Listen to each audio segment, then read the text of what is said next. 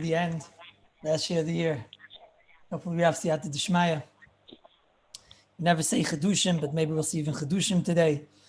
And hopefully we'll have Siyata D'Shmaya. The little bit of Sikum of what we saw yesterday. Yesterday we saw the grace of Shaila of the Maldiskin. There's an echo? Yeah? Why is there an echo? No echo. We're good now? Everything's good. You Not have, anymore. you have to mute all the people. So yesterday, oh no, the video camera just fell. Don't worry, I'm okay, everybody say. Does everybody see me and hear me?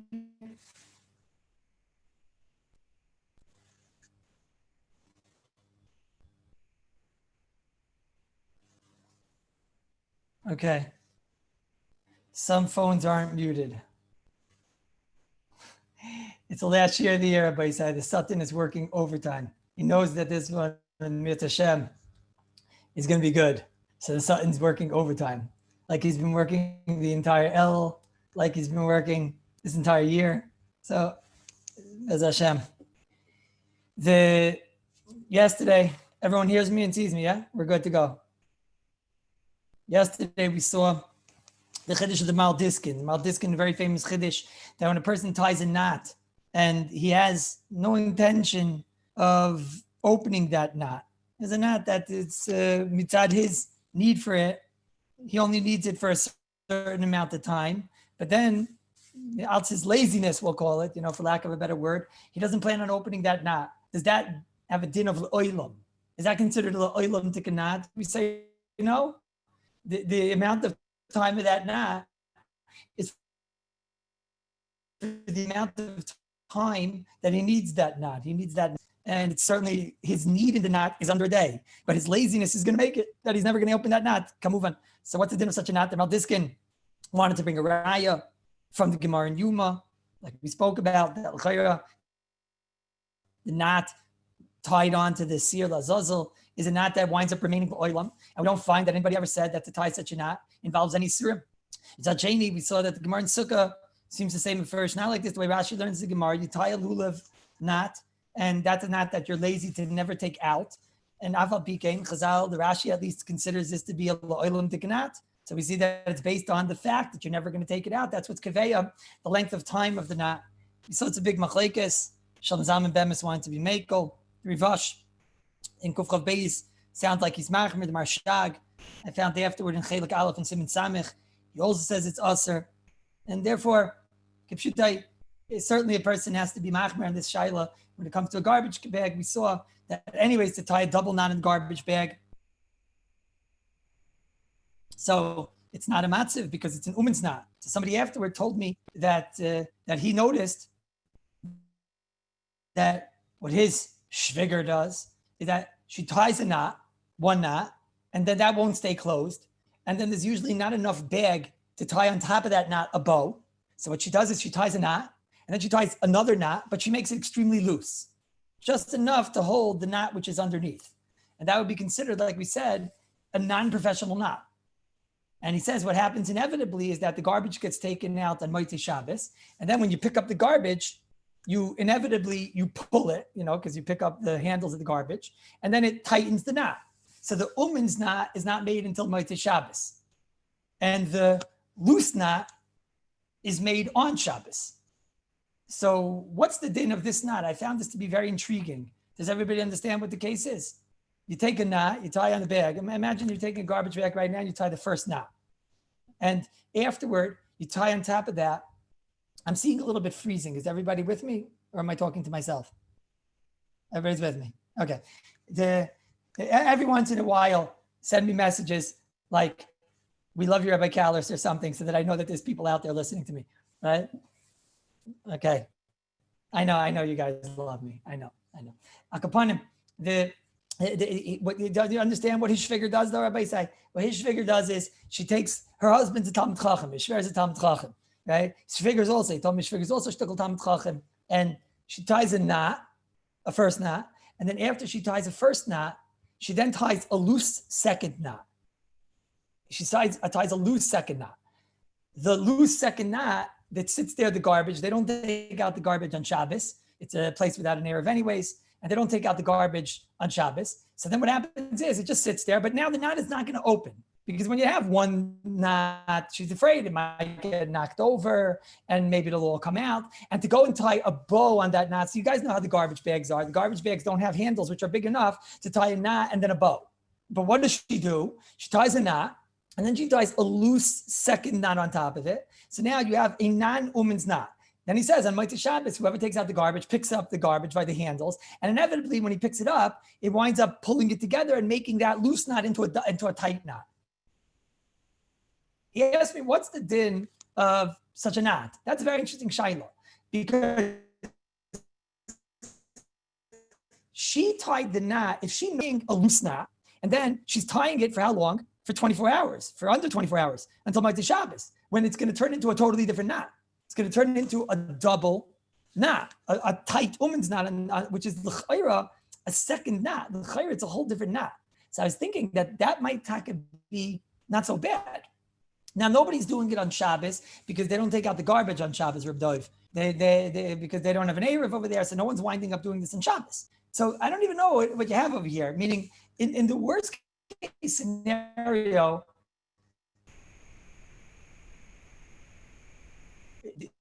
you have the Maral Diskin saying that anyways, such a thing goes until it gets to the garbage. Here, it's even more so. She's mefurish doing it only until Motzei Shabbos, and not more than that. Everybody's freezing, I think. Am I having internet issues? Satan knows. Last day of this month, it's going to be a big share.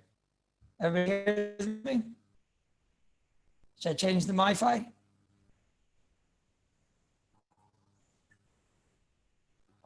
My connection is no good.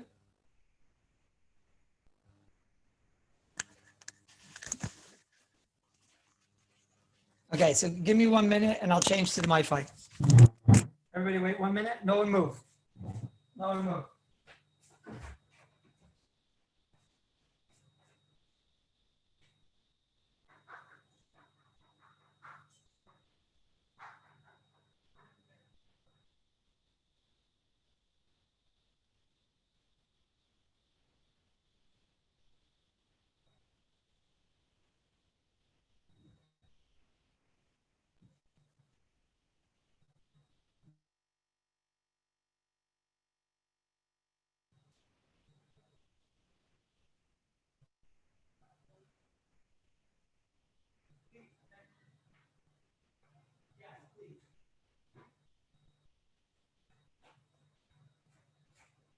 Okay, everybody say, is it back now?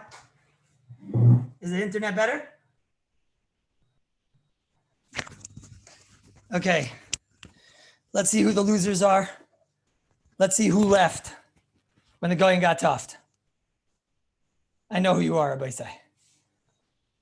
Okay, let me get invited. So did everybody understand what I was saying? Let's make it bekitzer, everybody say. The lady ties a garbage bag, she ties one knot. After she ties one knot, she ties a loose second knot. Then she leaves it like that until Motzei Shabbos, when the son-in-law or the husband picks up the bag and inevitably turns it from a loose knot into a double tight knot. So what's that considered? Do we say that when she tied it originally, it's considered a knot, and that's a knot that's going to last forever because she's never going to do it? Or do we say, no, the knot that she's making is a weak knot. The knot that's going to be made on Motzei Shabbos is going to be a totally different knot. It's going to be a double knot, and it's a totally different knot. And therefore, the knot that she made is for under 24 hours. And therefore, that's mutter because that was not a Newman's knot. So it's a non-Newman's knot made for under 24 hours. Elamai, you want to say it's the same knot. It's just a tighter knot. But you still always have the svar, maybe the Maral Diskin, that this knot is going to be closed for la'olam, but her necessity in the knot is for just until tonight, until it gets to the garbage. So here, there might taka be a shtickle more makim to be makel in this case. And certainly in this case, you wouldn't have to make a machal. That's the chayra. That's the chayra. Another case where this is quite negeir, Rabbi Yisai, is again, I don't know what to do this lechatchila, okay, but if this is what she does and their husband's a Talmid Chacham, this is what his cheshbon is, why he does it. I imagine this is what the cheshbon is, and it's not such a bad cheshbon. Not such a bad cheshbon. What do you think? Nossi, you like the cheshbon? Rabbi Frankel, what do you think? You're just glad she's not your shviger. Okay, let me get invited. Akapanim, that's number one. Number two is this case is negera by side when people have stitches. Loyalenu. When people have stitches, so the way it is that you have at the end of the stitch, so you have to tie it. You have to tie a knot, otherwise it comes down and then they cut it. So what's the din of that knot that they're tying at the end? Now, if we're dealing with dissolving stitches, Rabbi Samuel's, so then I guess what dissolves is the entire knot. I'm a little bit navoich. I'm not clear exactly how to don that. Do we say that that's called a lo'olam dik stitch because it's till the end of the string's life until it dissolves?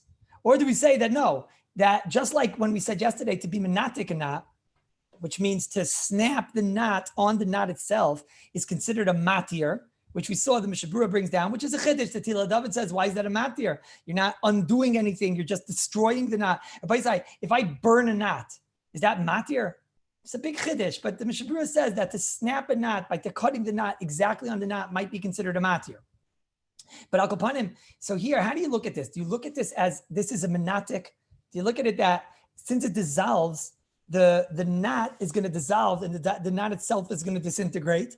And you say that knot is only for a week or for whatever amount of time the stitches are. So I must admit, I'm not 100% clear how to don the shaila of dissolving stitches. But the shaila is a general shaila. What's the din of stitches that don't dissolve? So what they do is they tie that knot. Now, why do they tie that knot, Rabbi Isai?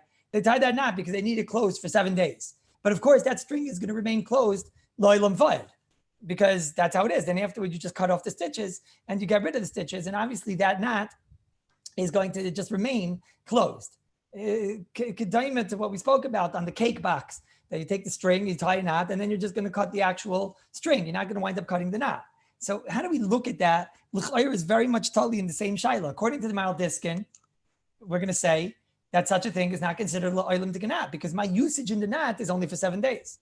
But if you're going to go with the Rivash and the other achreinim that are machmar this shaila, like the Marshag in Chayil Galef and Simon Samech, so then you're going to say that this is considered a l'olam t'ganat. Listen, when you're dealing with stitches, you're dealing with the shaila of usually a very big shasat chak, and maybe there's a makom to be mekel. Maybe there's makom to be mekel. Maybe there's a makom to be mekel.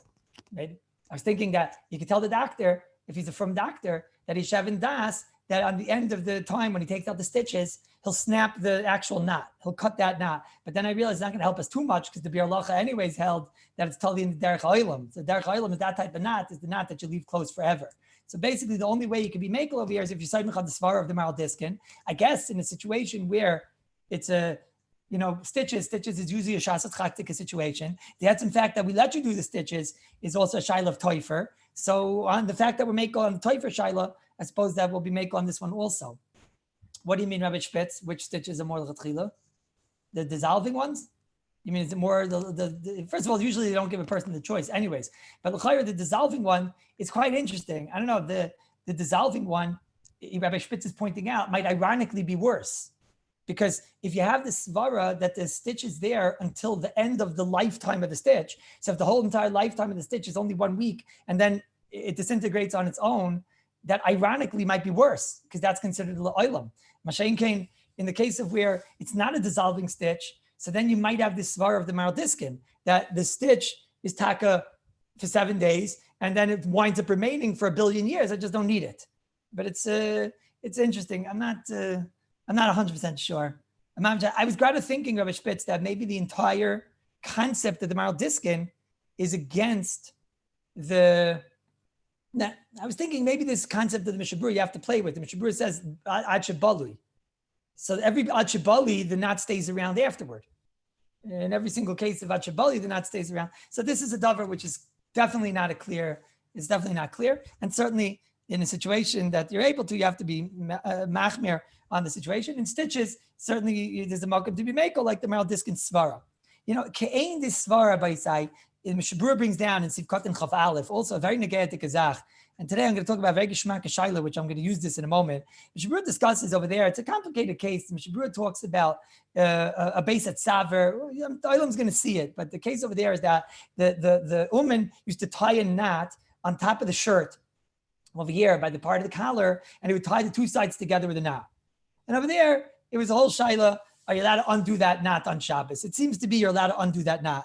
Mishabur brings down a machlekes between the Taz and the Levush. Rabbi says this is a very important machlekes. He brings down a machlekes Taz and the Levush. That I forgot to mention, Rabbi says, this Shaila Legabe, the Maldiskin, is negay of diapers. Because if you have a diaper, or for the English bottoms, a nappy, and you take that nappy and you fold it into itself, and you stick it shut like this, kaminig ha'olam, that you stick it shut on both sides. So then when you're doing that la'olam, but you don't really care that it should be stuck shut la'olam. You just care to get it into the garbage or to get it into the bag.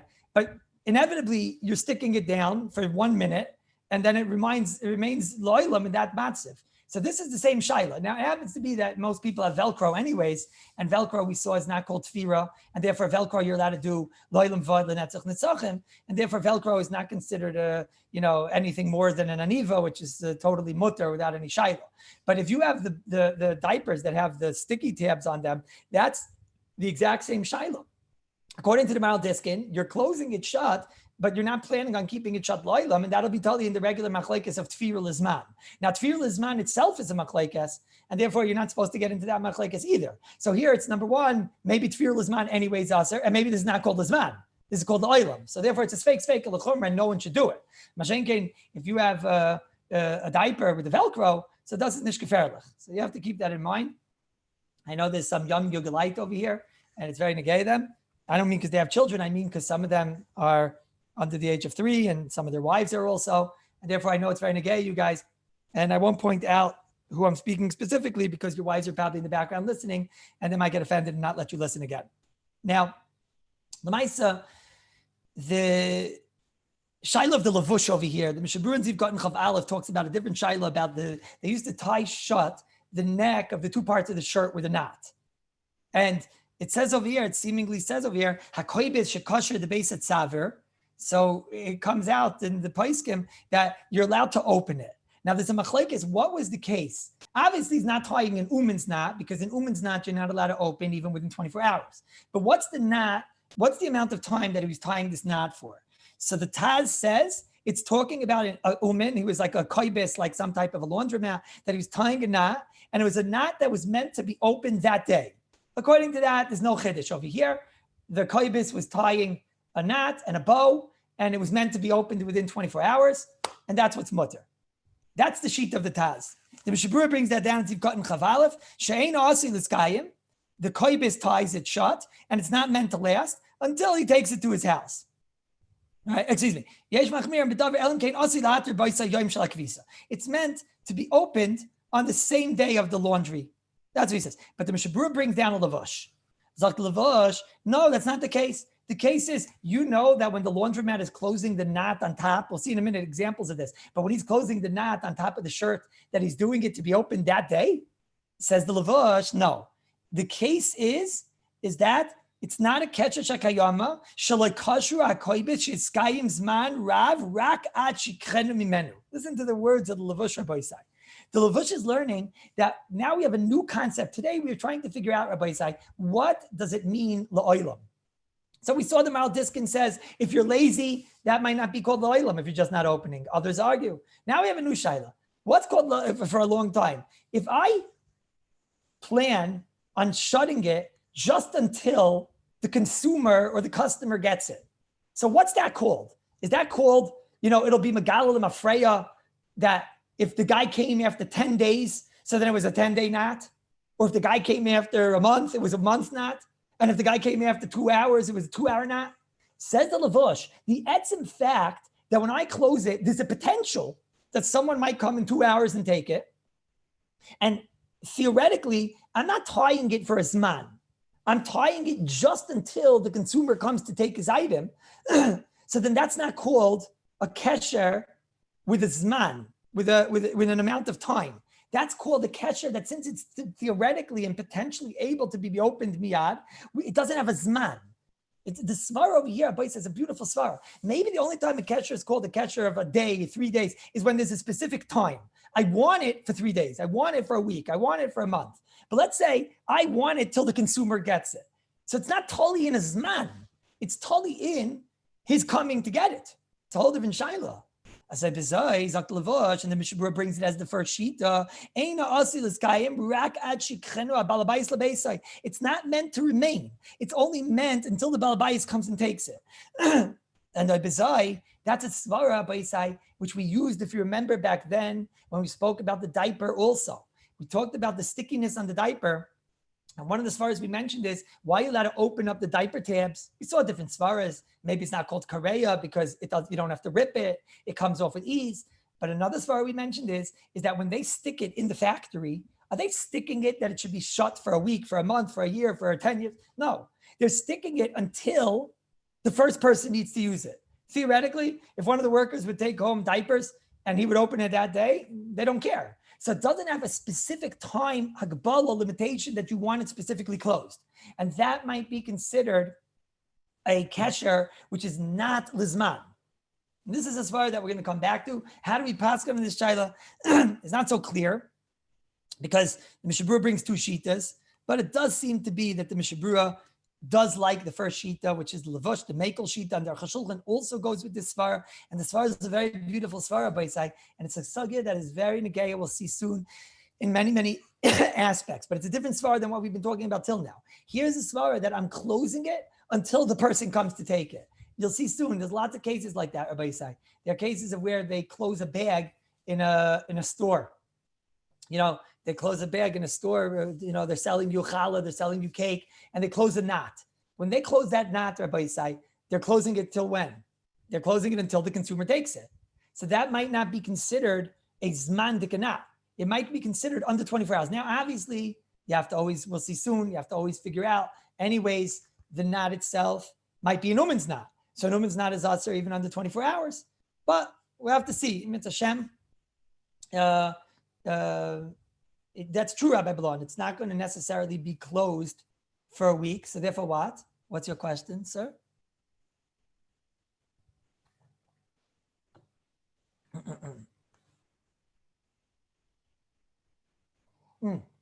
agree. We're going to talk about that in a moment. It should at least be a drabanan. Yeah, no. But again, we'll have to see soon. Right. Oh, that I'm going to talk about in a moment, Rabbi Rosenberg. That's exactly the case I'm trying to get to. And I was told, I'm going to get to that case right now because I see that that's taka. I'm going to get to that case right now. I just want to mention one thing. Yesterday, I want to make just a quick sikum of what we said yesterday. What came out yesterday, Rabbi Isai, is that you should not just indiscriminately take out knots that were tied by accident. And the only time that you should take out a knot that was tied by accident, if it comes into a double knot, you should only take it out if it's b'makom tsar. If you see somebody else taking out a knot indiscriminately, it's because they are machmir, they are mako like the chazanish. They go with the Kallus of the chazanish, and there are people mistama that do everything like the chazanish, and I'm sure also that they know their various chumras of the chazanish in Nida, for example, and in other all avenues of life. And so that if you see somebody taking out a knot that was tied by accident, then for shteitzach, they do like the chazanish. But the only time you should take out a knot which is tied by accident is in a situation of where it's a double knot and it's causing tsar. Otherwise, for shteitzach, if you have a choice of taking a different pair of shoes, you should take a different pair of shoes. Now, let's talk for a moment, Rabbi Isai, about twist ties. And we're going to use twist ties to apply a lot of the different svaras that we've seen over the last 2 weeks. And it's going to be a gewaldige grand finale, at least to the year, bringing in a lot of these svaras that we spoke about. The Rambam, the Mishabura brings the Rambam.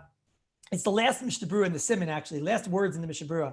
He brings down hapoisel chavalim. If you take rope and you twine the rope, which is basically your tzitzis, you take the strings and you I shouldn't say the tzitzis because that might be toiva, that might be twining a string. But if you take rope and you how do you say poisel, Rabbi say? You take the rope and you basically braid it into itself and make it into a rope, right? You take, two thick strings, I guess, and you're even more, and you basically twist them around until they come out a rope. So the Rambam says, you know what that is? A poisel chavalim, that is kosher. You're over on kosher. And if you separate them, that is matir. Right? Do we have examples of this, Rabbi Isai, of something that you twist around rope and it turns into a rope? And if you make that on Shabbos, that's kosher. The Rambam Kinir is learning what's the pshat in kosher is you have an intertwining of different pliable items. That's called kosher. Taking it apart, that's called matir. That's called matir. Now, I don't think anybody's doing that on Shabbos. The Or Sameach dance. Why is it when a person makes a braid, he's not over on kosher lefi this, he's not over on poisel chavalim lefi this, and he wants to say because since it's already mechuber, so then maybe something that's mechuber to the head can't ever be a kosher. A kosher has to be something that's talish. Like upon him, poisel chavalim seems to be chayiv. Now they have these things, Rabbi Isai, and as the Ashkacha would have it, I couldn't find one in my house because I feel bad for the people on the phone and they're not going to see what I'm doing, but they're called twist ties. Am I correct that in England they also call them twist ties? Yeah, and they're like it's like a metal type of string basically. It's like a metal that has paper around it, to block the ugly metal, and then you twist it and you just twist it around and around and around, and that's how it's this wonderful creation, and that's how you could use it for no, not the top of a mask. That's a little bit that wouldn't be a good example, I don't think. But Al Capone, they have these ones and you twist it into, do you have one right there? Show me, Rabbi Jaime. Yeah, but that thing is usually, that's a much thicker one, right? That's a much thicker one. The mask is not a twist tie, I don't think. Rabbi Goldschmidt says that in England, they're called tires, right? We in America, the things on the car, we call them tires. So I don't want to confuse the people, everybody else. And Rabbi Greenberg, you know what I'm talking about, right? You know what I'm talking about, right? You know what I'm talking about. Those are on the challah bags. Sometimes you can buy them on the challah bags, on the cake bags, right? All these things. So is it clear? By Michael, you know what I'm talking about, right? You have one there? Thank you, TJ. Rabbi Katzman, please make it big so that everybody can see it. It seems like, oh, look at that. Shlomi and Jaime also have one. Oh, wonderful. Okay. Akaponim. Oh, wow. They mamish so much mysterious nefesh. Jaime decided to give up his mask for the cause. So those things, that's what you're saying. You're saying inside, it's only a thin one. I don't believe it. He's right. It's just a thin little one. I got what you're saying. It's just a thin little one. Okay. So what's the din? So I saw in the Shmir Shabbos Hilchos, and the Shmir Shabbos, the new version, is not in the room where I give the shir. So I only had the old version with me, and it's in Tesvav, Perek Tesvav, in the 166th ha'ara. He brings down that these twist ties are usher on Shabbos. He brings down Goyin Rishlim Zalman. Now, for Shteitzach, if you just take it and go around and around on the bag, so then nobody's going to say it's a problem. But he's talking about that you twist it and you make it into, you do it more than one time. So he says, so that's like Paisel Chavalim. Just like when you take a rope and you twine it or braid it into, the two parts become entangled. So that's called kosher, says the Heilige Rambam brought by the Mishnah Berurah at the end of the Siman. So too, when you undo it, that's called matir. And therefore he says, so therefore on Shabbos, these twist ties are a problem for Shteitzach. Therefore the eighth is to go around and around. Or maybe if you twist it one time, so maybe it's a kesher echad. We'll have to talk about that. But Hitaka brings down that it's a problem. That's a problem. And I don't know, maybe he'll agree that if you have a challah, so therefore if it'll be a drabanan, so maybe b'makom mitzvah, they weren't going to drabanan. But for Shteitzach, we saw, why should you get into the shaila of a kosher drabanan, b'makom mitzvah? So if you'd have that case on Shabbos, we would tell you just to pull it off without untying it. So we have to don, is this true? Is it really a problem, these twist ties? So I saw that Rabbi Chatzkel Roth, the Satmar Dayan, he Bemis brings down that it's true. The Rambam says Paisel Chavalim, but he says, first of all, maybe the Rambam only means when it's braided. It's not so mashma like that in the Rambam, but okay, maybe. And then he says, oh, you could say a different pshat. He says that the only time is when, you have the actual rope in itself is intertwined to itself.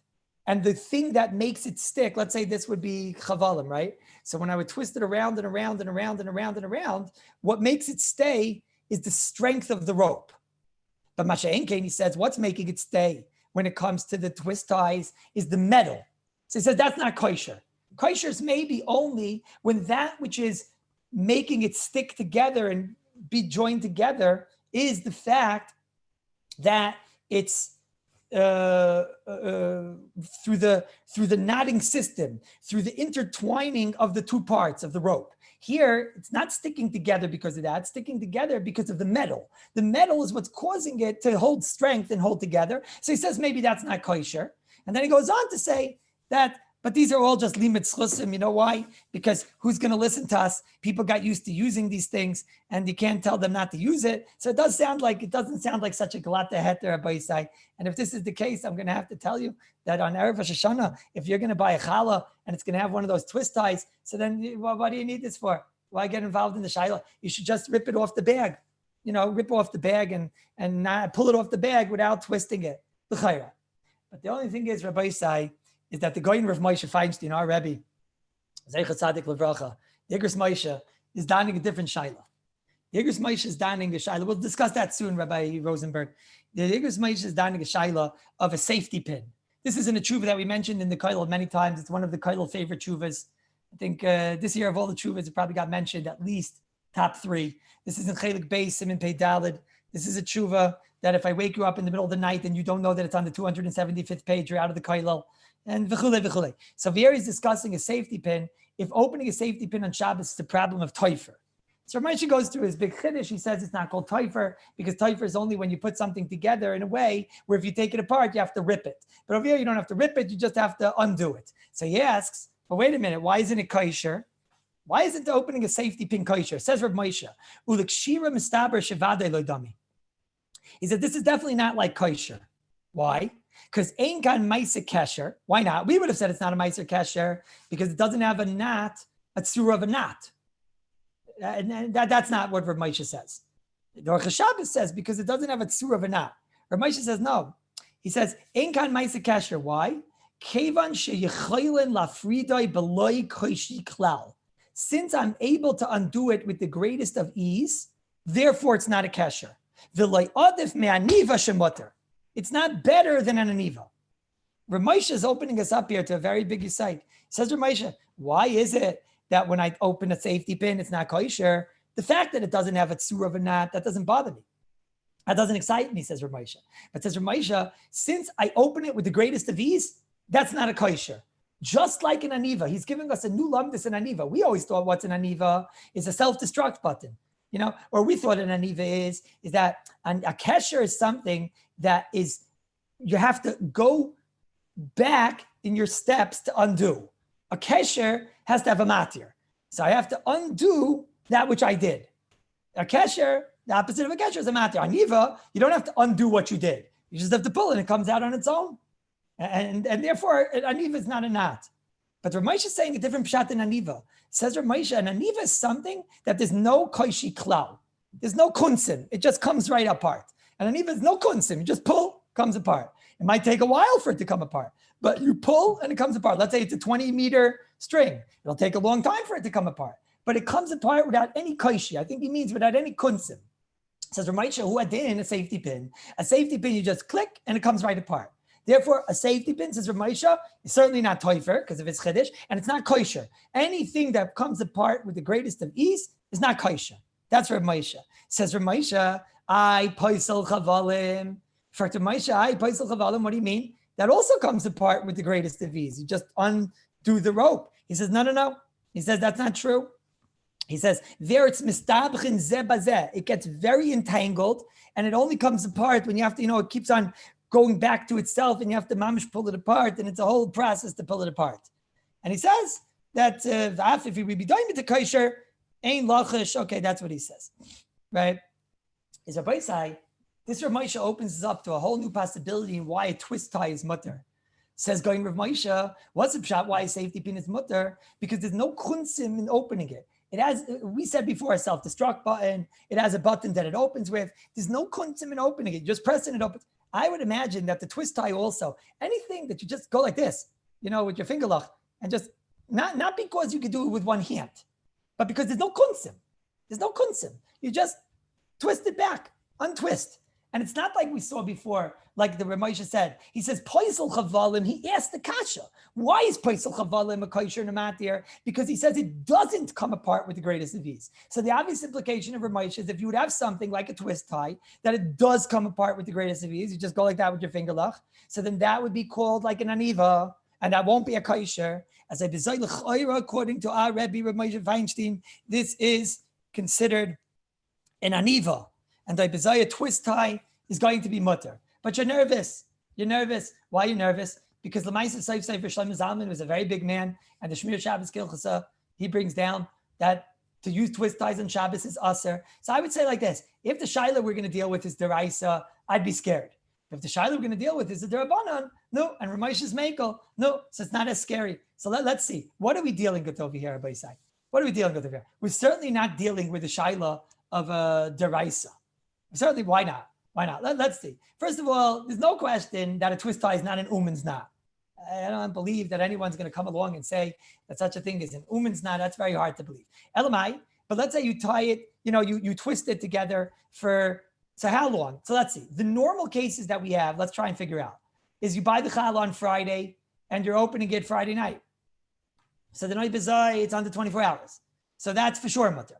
And then you twist it on Friday night for Shabbos day. So that's under 24 hours. So that's for sure mutter. Elamai, what are you worried? That maybe you bought cake that in the bakery they twisted on Thursday. Maybe you're worried they bought cake that they twisted on Thursday or something, right? And you're not opening it until Shabbos. So first of all, you might have the lumdus of the lavush. The lavush told us that when you tie a knot until the consumer buys it, so then that's not considered a knot for more than 24 hours. Now, I'm a little bit nervous about a challah knot because when they make challah on Thursday, they know that nobody's eating the challah on before Friday night. But then I realized, so that's true. Shalom Yankiv and Rabbi Fuchs, they're tying, what about Yontif? So there you do have it, but you still have the svar of the lavush. It's true. But you still have the svar of the lavush because the lavush's svar is until the consumer buys it. Second of all, don't forget, under 24 hours is a machlekes. Some shittas hold under 7 days. So you're dealing with a shaila that it's for sure under 7 days, and you have the lavush, it's until the consumer gets it, and you have Rav Moshe saying that the twist tie is mutter gomer. So then l'chayra, most cases that we're going to have are going to be generally they're going to be mutter. Elamai, maybe you in your own house, you make challah. Maybe in your own house you can have this. You make challah, and the lady, she makes challah, let's say for 4 weeks worth of challah. Okay, so now she ties up in a bag in a twist tie, but even that I'm not so sure. Like Rabbi Fischel's saying that his wife, she ties the challah with the twist tie, and then she puts it in the freezer, and then one of them is going to be eaten this week, one of them is going to be eaten next week, one of them in 2 weeks. Now, first of all, I'm a little bit misupik because first of all, you never know. Maybe that one is going to be eaten this week. So it comes out that each one of them is a suffix. Maybe it's going to be eaten within the 24-hour period. And that there's a Taz that the Taz wants to say Gavaldik Chiddush. The Taz says, what was the pshat in the Rabbanan's shoes? We know that the Rabbanan were wearing shoes and they seem to keep them on from Shabbos to Shabbos, like we spoke about. So the Taz asked the Kasha, what's the pshat in the rabbinical shoes? I mean, the example of the Isser of the Gemara is the Rabbanan. The Rabbanan are the good guys. So what's the pshat? So the Taz in Sivkot Beis says, a Gavaldik pshat, he says that Kevan should darken bekach roiv pamim. He wants to say interesting svar. He wants to say the truth is the Rabbanan, they didn't always leave on their shoes. They would take off their shoes sometimes. Sometimes they would leave them on. Sometimes they wouldn't leave them on. But it was a suffix. He wants to say the Taz, which I see in the Graz. He explains it a little bit more. I'll read you the words of the Graz. He says, Gama Talmidei Chachamim. He says, it wasn't vadai that they were going to undo them on Motzei Shabbos. The Talmidei Chachamim would take off their shoes at night before they go to bed. And therefore, V'kein mutar and natir b'Shabbos. Therefore, it's mutter. It seems to be there's some type of a svara that if something is not the only time it's a problem, and it's in line with all the svaras that we were saying today, Rabbi Isai. If you have a knot that you make and you have das explicitly, it will be for more than 7 days. So that's a problem. Or it will be for more than 1 day, then that's a problem. Let's say I have a knot that it's possible it'll come out within 24 hours. I might change my mind. I might be like the Rabbanim that some Rabbanim did take off their shoes within 24 hours. So then even if you wind up keeping it more than 24 hours, it could be that doesn't have a shame of a knot of more than 24 hours. So now if you add all these svaras together, Rabbi, a lot of them apply by the twist ties. First of all, Ramosha told us it's not an uman's knot. It's not a knot at all. It's like an aniva because it's an easy open. Okay. Second of all, certainly under 7 days is a machlekes. So for sure, if it's under 7 days, is a makam to be makel. Third of all, if you're doing it and it's a potential that this one might be used tomorrow night, so certainly that's already goes into the gather of a suffix. And certainly we're not going to say breira, on the Rabbanans, we don't say breira. We don't say breira l'chumra to be machmir. And another svar is if you're buying it from the store, you have the svar of the levush, that it was being done just until I consume it, just until the consumer buys it. So when you put all these svaras together, generally twist ties are going to be mutter. But Rabbi Rosenberg is saying that there might be one case where it could taka be a problem, which is the garbage bags. Some of the garbage bags come with twist ties. That's what I'm told in America. Is that true still, or is that still the truth? Yeah. So that could really be a case because now you have a twist tie and then you're doing it loylam. But Elamai, now you go back to have Rav Moshe, the Maldiskin. The Maldiskin told us that the only reason he's doing that twist tie is because he's lazy. He just doesn't plan on opening it. But his need is until it gets into the garbage can.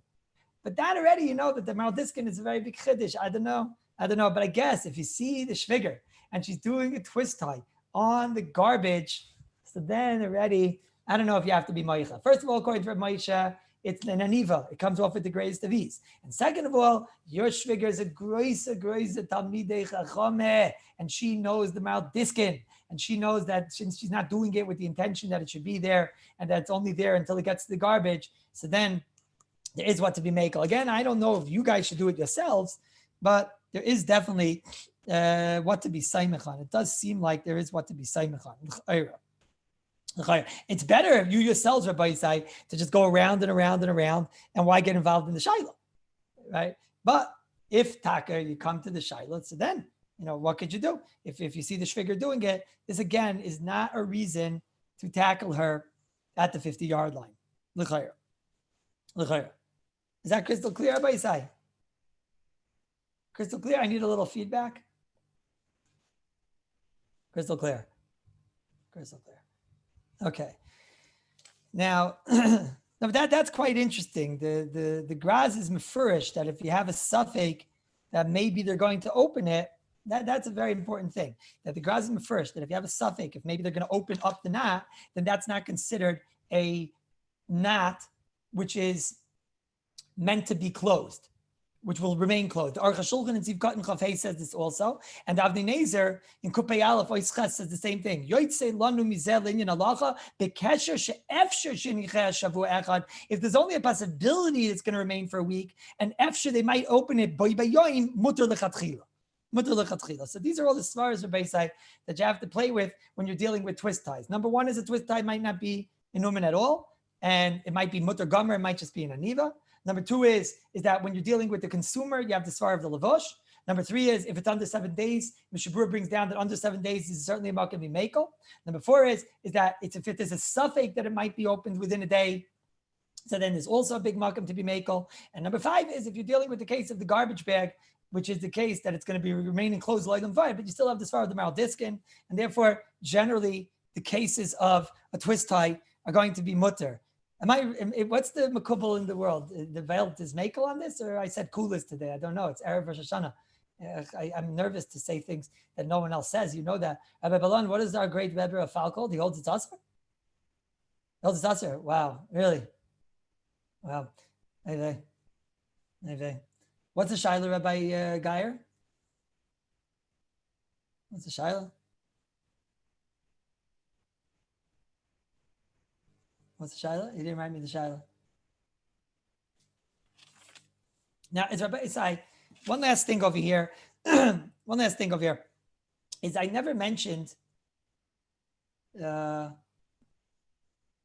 never mentioned just clearly the third shita. We just kept talking about it. I just wanted to say over the third shita. The third shita is the shita of the Erev. That's again something we're talking about now. That's why I want to mention it. The Mishabur brings it in Tzivkat and Lamed Aleph and Tzivkat and Lamed Vav, Shartzi and Tzivkat and Yud Zayin. Mishabur brings over here that the Yerayim's shita is that any knot that you sometimes are mevatel it la'olam, that you sometimes keep it la'olam. So the deraisa the knot is la'olam.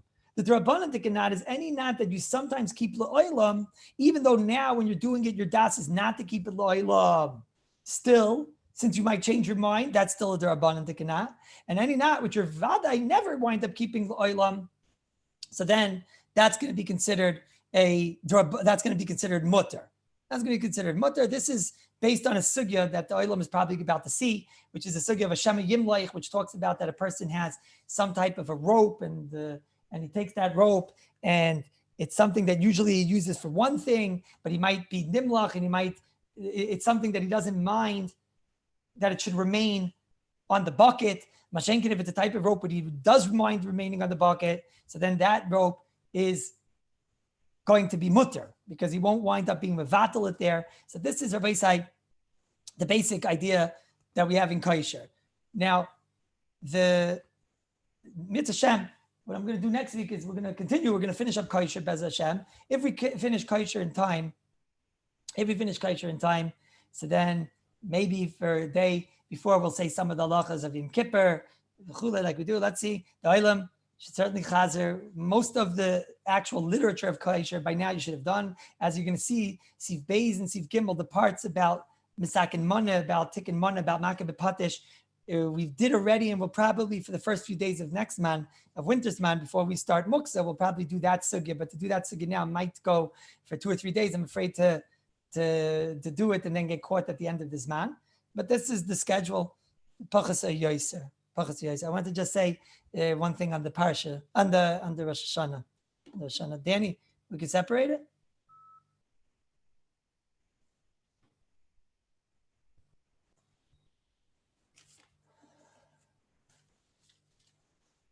Where's Danny? We lost Danny?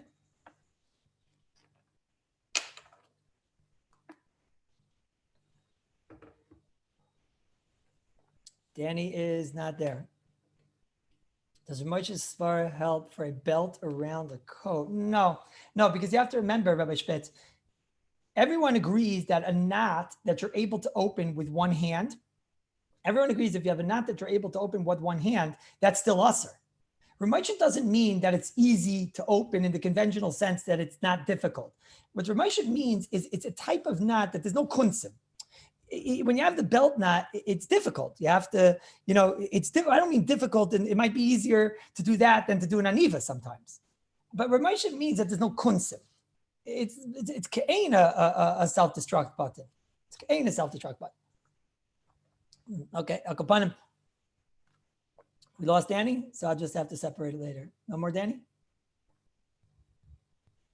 No Danny. Okay. I'll upon him. The champagne bottles. That thing is, let's see. The champagne bottles.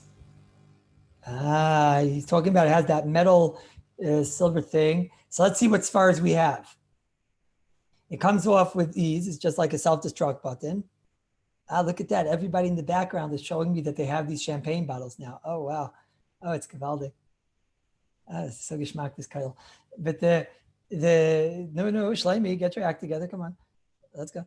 It's unbelievable. Both Shleimis. Oh, what does I? Look at this. Both Shleimis at once. Unbelievable. Oh, look at that. Yossi Spire. Everybody. Let me see it. Let me see. Oh, wow. Erev Rosh Hashana. Oh, wow. Oh, look at that. So I don't know. Look, let's try and figure this out. It's only closed. We have the Levush Svara. Yeah, that's Gvaldik. That's Mamashem. We have the Levush Svara. Is that it's closed only until the consumer gets it. Right? We have that Svara, that it's only closed until the consumer gets it. What other svar do we have? We have the svar that Rav Moshe, that it's a twist tie, is something that is not really doimet the paisel chavalim. We have the tzat medayin svara that it's not held together because of the rope, because of the knottage, the intricacy of the knot. It's held together because of the metal. It is pretty tight. It is pretty tight. So Rabbi Rosenberg's asking, maybe it's so tight that how could you apply Rav Moshe's svara? Rabbi said, let me ask you a question. Rabbi said, when you have an aniva, sometimes you have a tie, which we considered an aniva we spoke about, right? Sometimes you have an aniva. Rabbi said, when you have those anivas by the port, by the docks, that they're massive, sometimes they're very tight and it's very difficult to undo them. Is that not an aniva according to Rav Moshe? No, Rabbi Balon, you understand my question? Rav Moshe told us what's an aniva. An aniva is something that comes out with the greatest of ease. Right? That's what our Rabbi Rav Moshe taught us. That aniva is something that comes out with great ease. I'll read you the words of Rav Moshe. Rav Moshe told us, he says, L'kshira mistaber devade ledami ein kan ma'aseh kesher kemen sheyachol lahafrid b'loy koshi klal b'loy adif me'aniva shemutar. Are you telling me that Rav Moshe is going to say that the only time an aniva is mutter is if it's easy? What if you have sometimes you get a tie and it gets really wedged tight and squeezed and fetched and dust, right? And then when you pull it, it's hard to get out. So you can tell me that's not called an aniva? No? I don't think so. I think what Rav Moshe doesn't mean, again, I think Rav Moshe means the shtakim kunsim. I think that's all that Rav Moshe means. Rav Moshe doesn't mean that it's easy and that it's not hard to pull. It is hard to pull, right? And Rav Moshe also doesn't mean it happens very quickly. You can have an aniva, which is a 20-meter rope, and it takes time, and you have to pull, and you have to this. I think what Rav Moshe means is that mitzad the knot, it doesn't have any, you don't require any kunsim, right? I'll say it even stronger. It's one pa'ula, like kivyachol. You just, the same pa'ula that you're doing, the pulling of the rope, even though you have to pull a lot of rope, right? So it's the same thing here. Here, the pshat is that you're just, going around and around and around. It's opening. I wonder out loud also, I just wonder out loud if maybe somebody will say a svara, that bichlal, this doesn't have any tsura of a kesher. I don't mean mitzad that it's not a knot. I mean that it's mitzad that, let me say a svara. I wasn't going to say this svara, but let me say a svara. Rabbi said, paisel chavalim maybe is also when I'm taking the chevel and I'm making the chevel into the etzim v'chefza alein. That itself is a kosher. I'm taking the two things and I'm binding them together. Here, the tachlis of the metal twist tie is not to bind itself together. The tachlis is that when you bind it together, it blocks something else. Who says b'chlal that that's a kosher?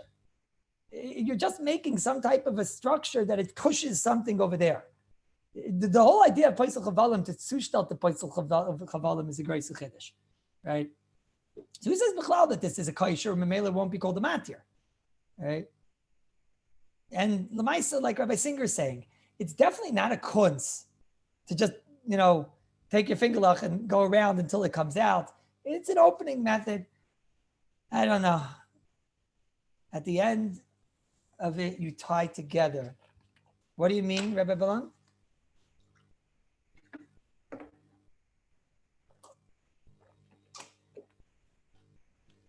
What do you mean?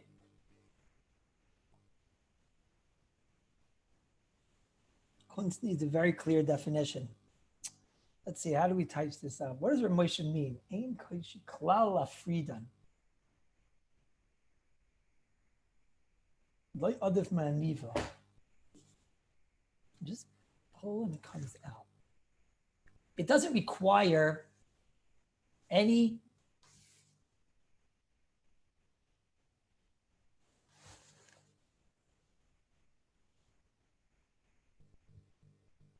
All right, let me think about it.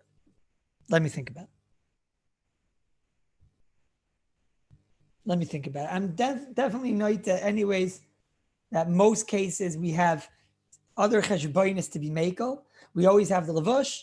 We always have under 7 days. In many cases, we have that it's a suffix that it's to be opened that day. It might actually be opened on that day. We have svaras in Maral Diskin. We do usually have other svaras to go along. But the item is right. We need to have a clear Agdara. What should we do this Shabbos? No, this Shabbos is Rosh Hashana. This Shabbos is Rosh Hashana. So how could you not have wine? It says in Ezra, Ichlu mashmanim in Nehemiah, Ichlu mashmanim shtei mamtakim ki chedves Hashem hi me'uzchem. On the other hand, it's the Yom Adin.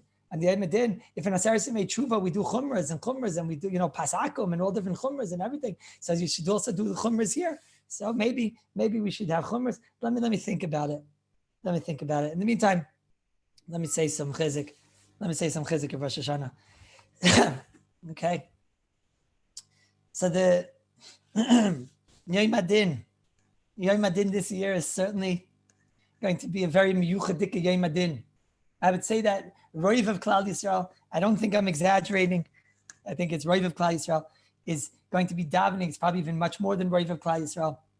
I think Roiv of Klal Yisrael are going to be davening in situations that they will feel are very not lichatchila, at least not what they would have expected to have, and certainly not doimit to the way they davened in years past.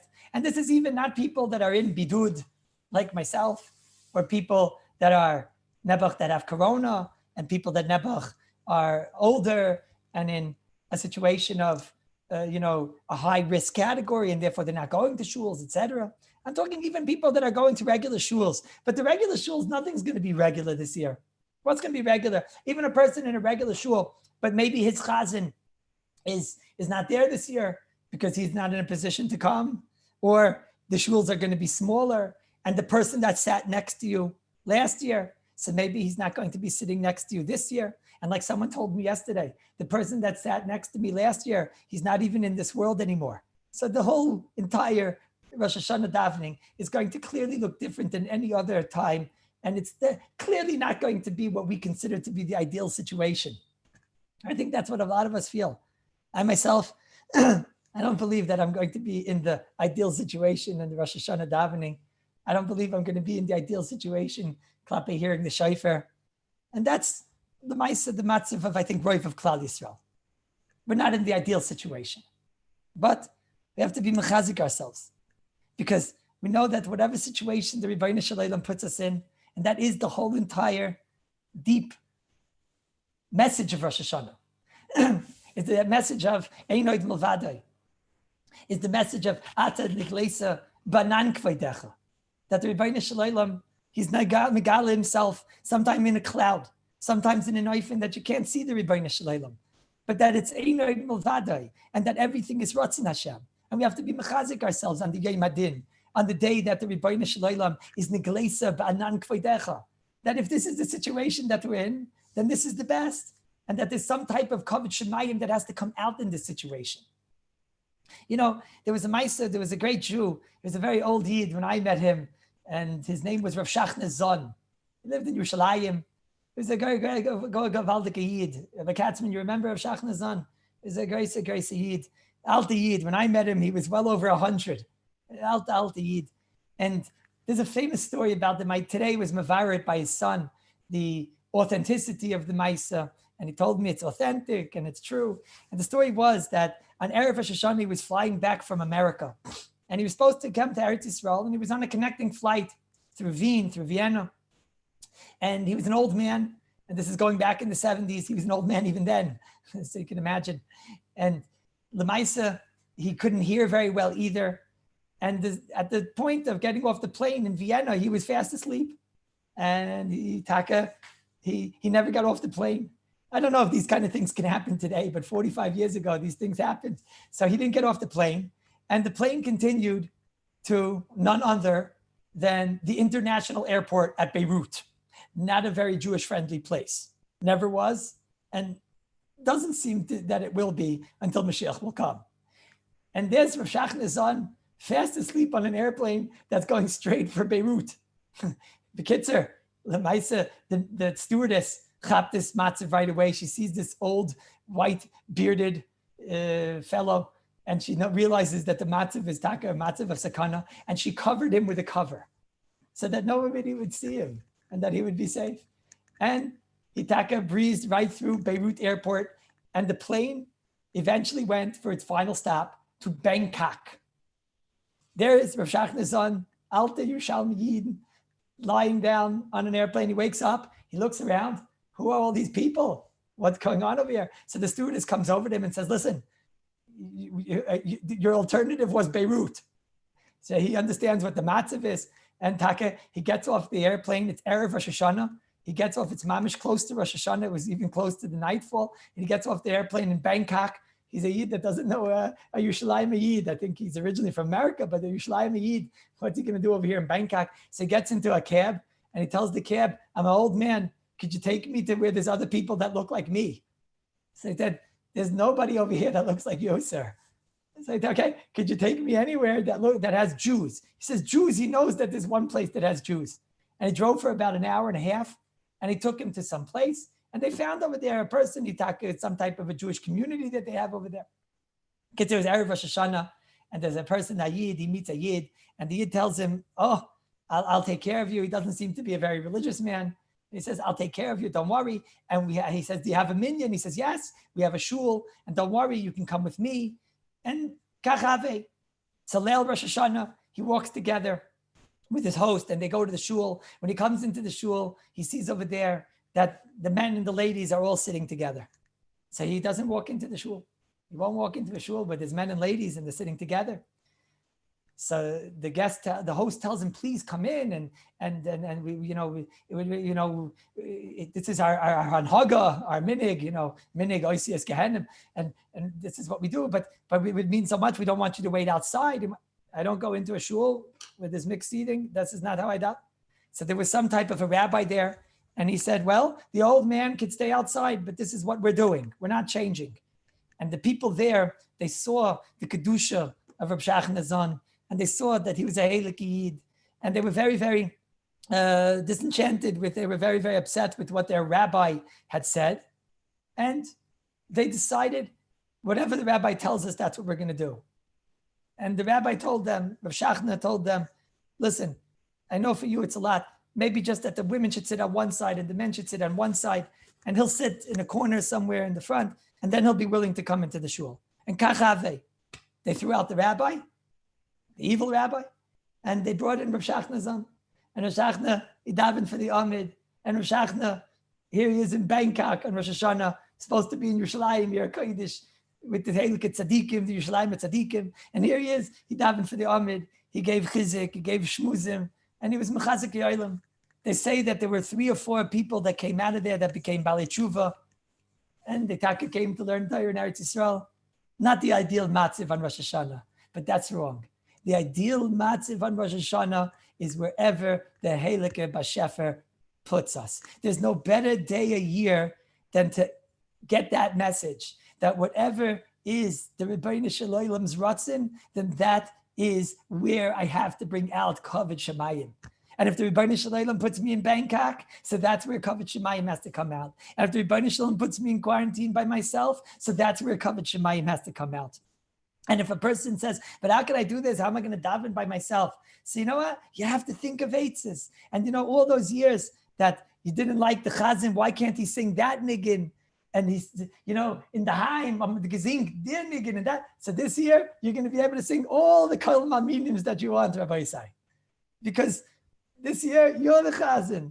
And every person can be his matziv and can be his situation.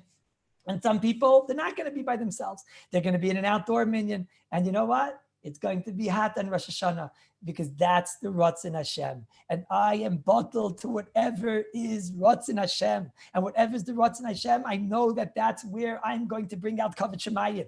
And Rosh Hashanah is coming to that realization. What is my chelik in this world is where can I be a part of his malchus? When I come to that realization that I'm a part of his malchus, so then Avada, the Rebbeinu Shalom, he'll take care of you. And it's a different experience, Rabbi Isai. There's no greater time that the Rebbeinu Shalom can be doing this. Many people are thinking, why dafka now in Rosh Hashanah?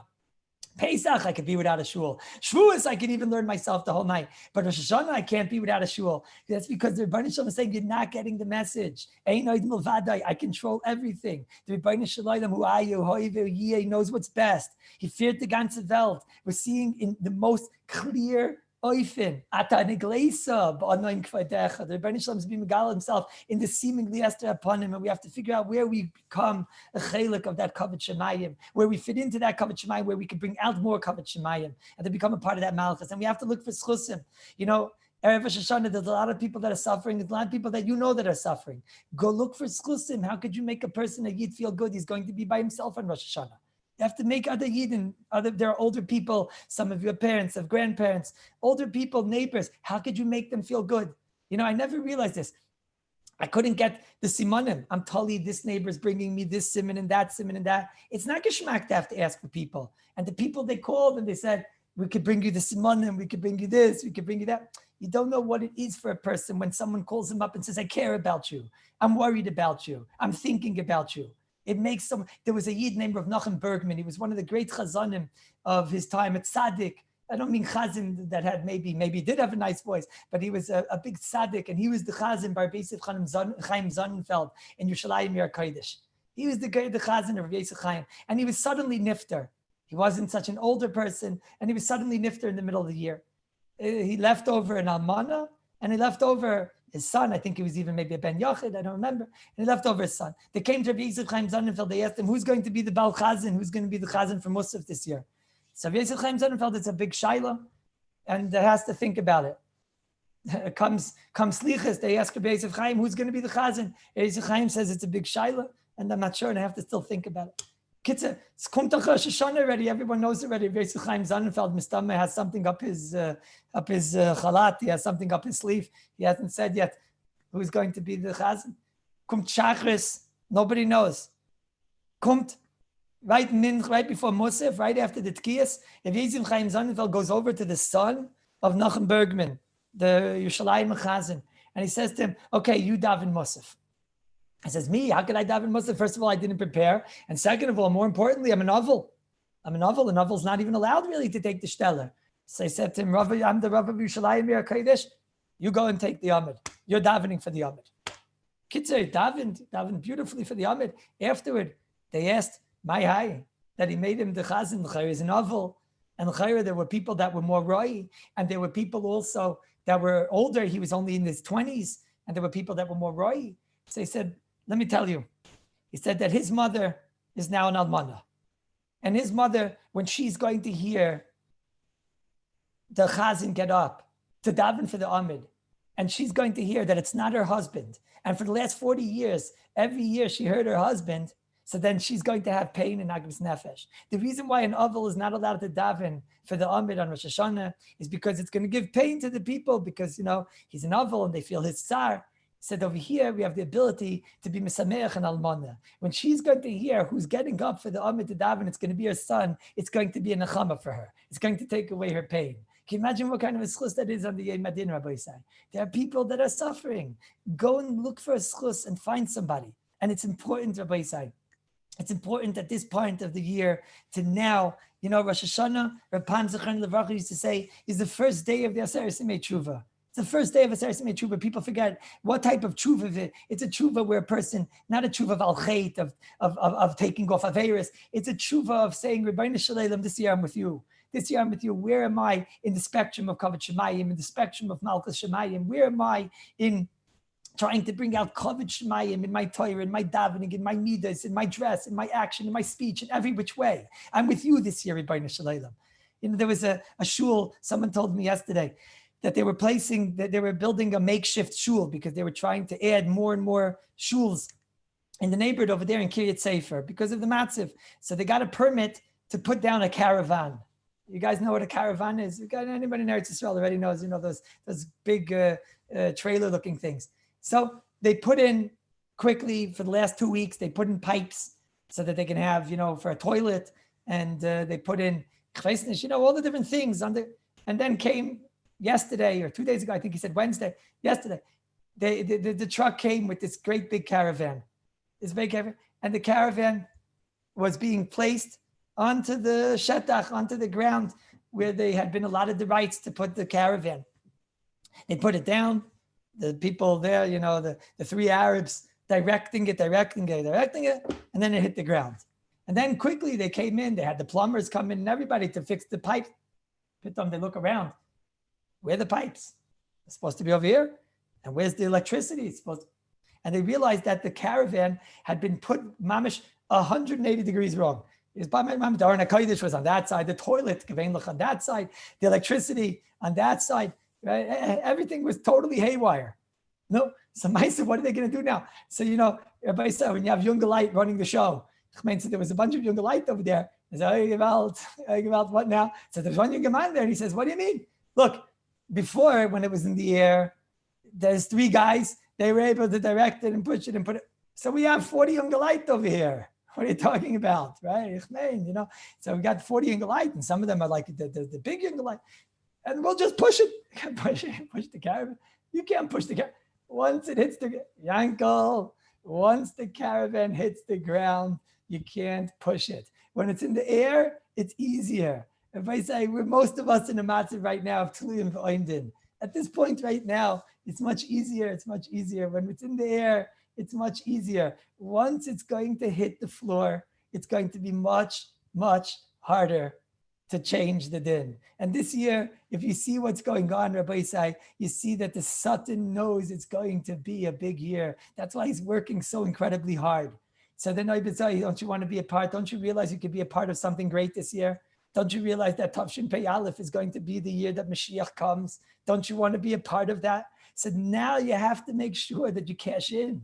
If you right now cash in, when it's already in the air, when it's Rosh Hashana, and you say to Rebbeinu Shalom, whatever's going to be this year, I'm going to be a part of your Malchus. And even if it's Ata Nigleisa, Ba'anan Kvaidecha, and an Anon in a cloud, but he's somewhere deep in the cloud in this difficult time. He has to try to find schlusim, he has to try to find a way to change and to be a part of that Kavod Shemayim. There was a Holocaust survivor who told over his story. He told, what was his story? Everybody had their story. He said, my story is Ata Nigleisa Ba'anan Kvaidecha.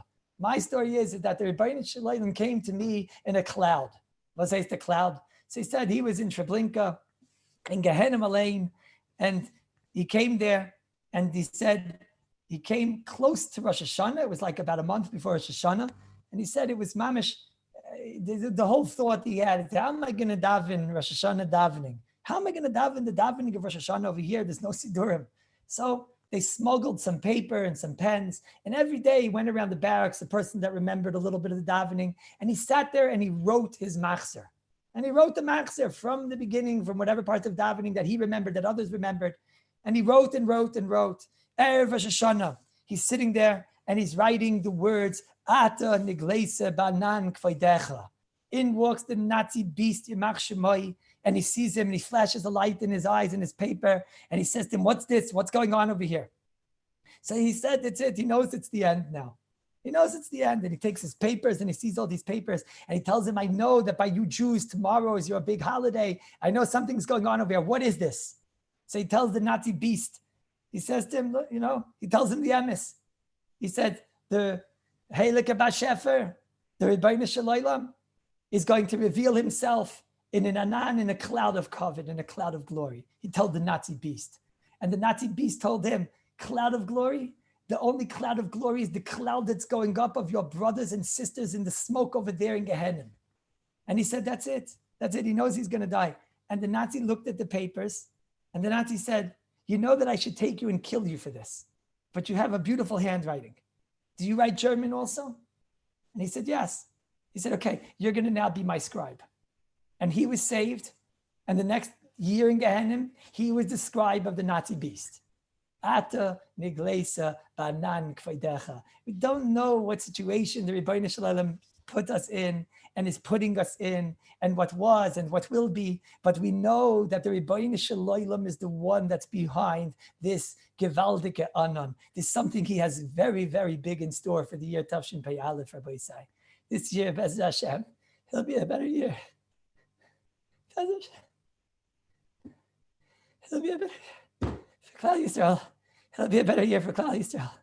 It'll be a better year for Klal Yisrael, for the Koil, for Klal Yisrael. It'll be a better year. It was a difficult year, Rabbi Isai, but there's no shaila that the Rebbeinu Shalom is behind it.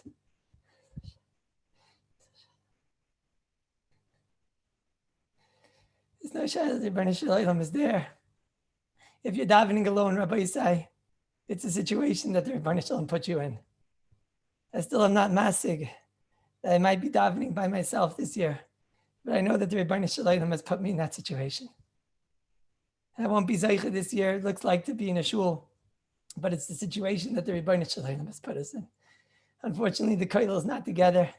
This is the first time in all the years of the Kollel that the Erev Hashana, I can't tell you in person how much.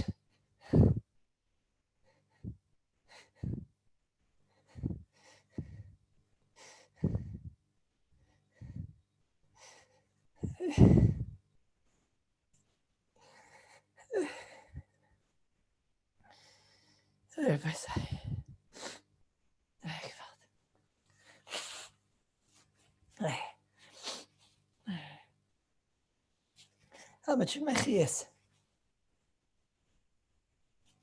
How much of my chiyas? And how much nachas the Rebbeinu Shalom gets from the Kollel? The Kollel, that when the whole entire Klal Yisrael was in turmoil, and when the whole entire Klal Yisrael, so the Kollel went weiter.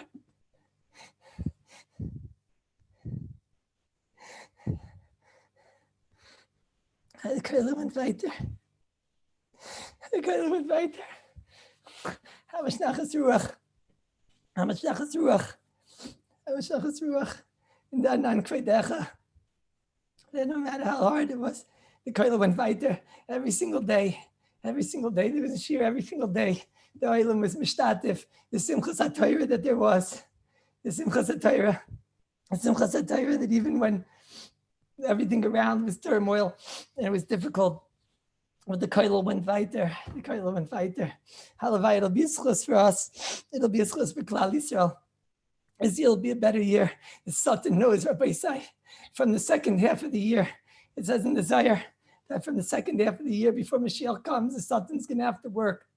And he knows that next year in Tavshin Pei Aleph, he knows that Mashiach is going to come. So he had to work very hard.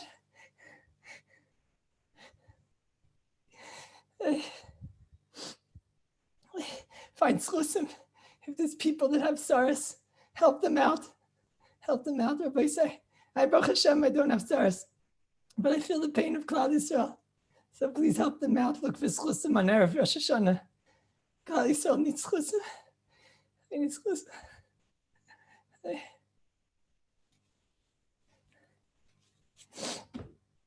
I can't go on. There should be a ksivach sima taiva. I gebench dir. A year Yeshua. A year bracha. A year refuas. A year refuas. A year the Kollel. The Kollel should steig this year. Everybody that's a part of the Kollel and in any which way should have tremendous bracha this year. I daven for all of you on Klai, whatever it's worth. I'll daven for all of you on Rosh Hashana. Rosh Hashana. There should be a ksivach sima taiva good gebench dir. For all of us, for Klal Yisrael. Mashiach will come this year, halavai. Halavai, Be'ez Hashem, Mashiach will come this year. He'll be zeicha. To gebench dir. I didn't plan this, Rabbi say. It's like the whole rest of the Elul and the whole Rosh Hashana. I didn't plan any of this. But halavai will be a ksivach sima taiva. A gebench dir. The Kollel will be back together again, Be'ez Hashem.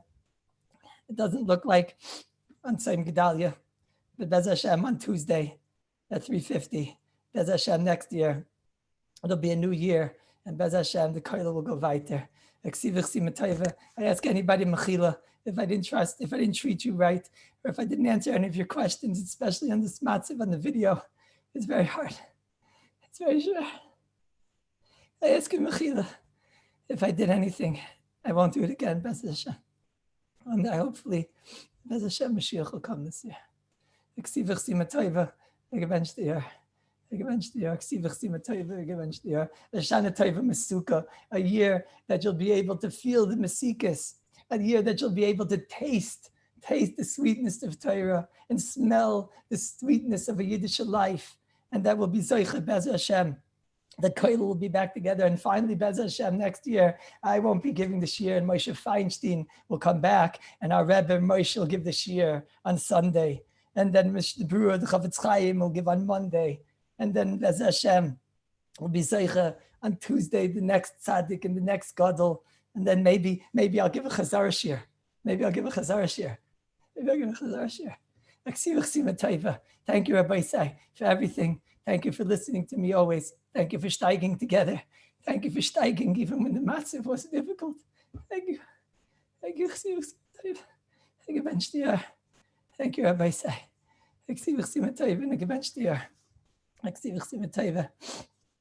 I'll unmute my brothers, Rabbi Isai, so that I could say